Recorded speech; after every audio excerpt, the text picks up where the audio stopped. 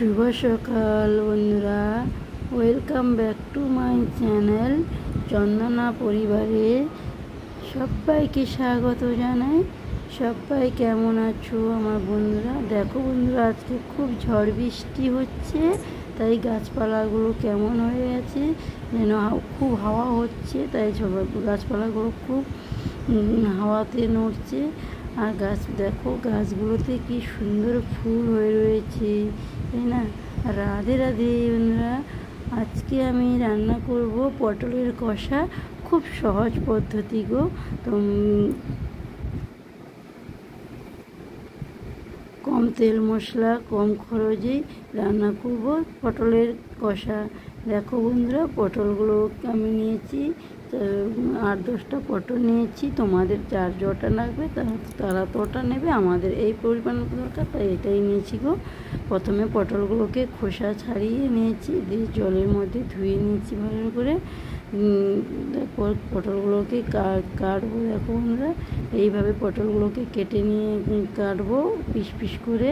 তার মধ্যে আমাদের বাড়িতে একটু গাজর ছিল, গাজর দিয়েছি, এক টুকরো আলু দিয়েছি। পটলের তরকারি রান্না করতে কী কী নিয়েছি: শুকনো লঙ্কা, টমেটো, আদা, তেজপাতা আর একটু অল্প বাদাম। কারোর বাড়িতে যদি কাজু বাদাম থাকে কাজু বাদামও নিতে পারো। আমার বাড়িতে কাজু বাদাম ছিল না, তাই বাদাম নিয়েছি গো। বাদামটা দিলে একটু কী হয়, খুব টেস্ট লাগে, নিয়েছি। আর এদিকে গুঁড়ো মশলা কী নিয়েছি: জিরের গুঁড়ো, ধনের গুঁড়ো, হলুদ গুঁড়ো, লঙ্কা গুঁড়ো আর একটু অল্প নুন নিয়েছি। আর মশলার মধ্যে কিনেছি তেজপাতা, এলাচ, লবঙ্গ, দারুচিনি নিয়ে নিয়েছি। আর এতে আর একটু সাদা জিরা নিয়েছি। এটাকে ভালোভাবে একটু হালকা করে ভেজে নেব। তারপর ভাজা হয়ে গেল, কড়ার মধ্যে তেল দিয়ে দিলাম। তেলটা হালকা গরম হতে থাকলো। হালকা গরম হয়ে যাওয়াতে পটলগুলো কেটে রেখেছিলাম, সেই পটলগুলো কড়ার মধ্যে দিয়ে দিলাম। দিয়ে ভালোভাবে নাড়াচাড়া করতে থাকলাম, যাতে পটলটাকে ভালো করে তো কষাতে হবে, নাহলে পটলের জল থেকে গেলে পটলগুলোর তরকারি কিন্তু স্বাদ হয় না বন্ধুরা। তাই বলো, ওপর থেকে হালকা হলুদ আর নুন ছড়িয়ে দেবো, যাতে পটলগুলো খুব তাড়াতাড়ি সিদ্ধ হয়ে যায় আর না ভালো করে কষানো হয়ে যায়। তার জন্য বন্ধুরা, তোমরা তো তোমাদের মতন করে রান্না করে খাও, একদিন আমার মতন করে রান্না করে খাও, দেখো কেমন লাগে। পটলগুলোকে দেখো আমি ভালোভাবে ভেজে নিয়েছি, হালকা ভাজা হয়ে গেছে, অনেকটাই ভাজা হয়ে গেছে গো। এবার পটলগুলোকে আর একটু ভালো করে ভাজবো, যাতে পটলগুলো না সবুজ সবুজ লাগে বা একটু লাগে, একটু কষা কষার মতো না, ভালো করে ভাজলে দেখতে সুন্দর লাগে। ভাজা হয়ে গেছে আমার পটলগুলো, নামিয়ে নিয়েছি। তারপর আবার কড়ার মধ্যে তেল দিয়ে দিয়েছি। তেলটা গরম হতেই পটলের তরকারির মধ্যে অল্প একটু কালো জিরে, একটা শুকনো লঙ্কা নিয়েছিলাম, শুকনো লঙ্কাটা কেটে দিলাম। কালো জিরেটা দিলে কি হয়, একটু সেন্ট চড়াই, তাই না বন্ধুরা? আমার কালো জিরে আর একটু ভালোভাবে হয়ে গেছে শুকনো লঙ্কাটা। তার মধ্যে তেজপাতা দিয়ে দিয়েছি, আদা বাটা দিয়ে দিয়েছি। আদা বাটার উপরে আমি মশলা মাখানো জলটা করে রেখেছিলাম, ওটা দিয়ে দিয়েছি গো। ওটা দিয়ে দিলাম। ওটা দিতে কি সুন্দর কালার এসে দেখো বন্ধুরা, কালারটা খুব সুন্দরই হয়েছে, আমার তো খুব সুন্দর লাগছে।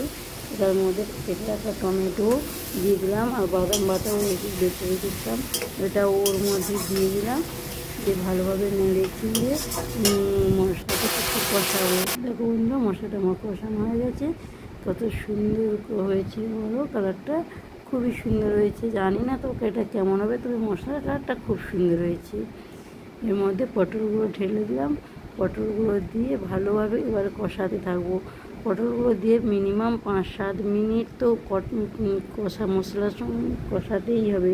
পটল আর মশলা একসঙ্গে কষাতে হবে, তাহলে জিনিসটা ভালো হবে খেতে। বন্ধুরা তোমরা প্লিজ সবাই আমার পাশে থাকো গো, তোমরা না থাকলে আমি পুরো একা অসহায় হয়ে পড়ছি।